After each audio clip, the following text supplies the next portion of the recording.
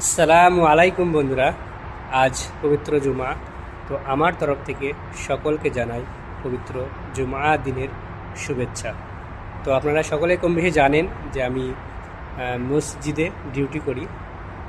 UAE অর্থাৎ Abu Dhabi, Dubai যেটাই বলা হয়। তো দুবাই আমি আবুধাবিতে থাকি। আবুধাবি একটা মসজিদে আমি ডিউটি করি আলহামদুলিল্লাহ।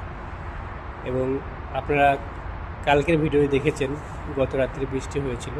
তো যখন দেখিয়েছিলাম ভিডিওটা তখন অল্প বৃষ্টি হয়েছিল, কিন্তু রাতে মিড নাইটে প্রচণ্ড পরিমাণে বৃষ্টি হয়েছিল, খুব খুব বৃষ্টি হয়েছিল, যেটা মানে সচরাচর মানে সম্ভবত দুবাই অত হয় না, খুব কমই হয়। তো গতকাল রাতে প্রচণ্ড বৃষ্টি হয়েছিল আলহামদুলিল্লাহ।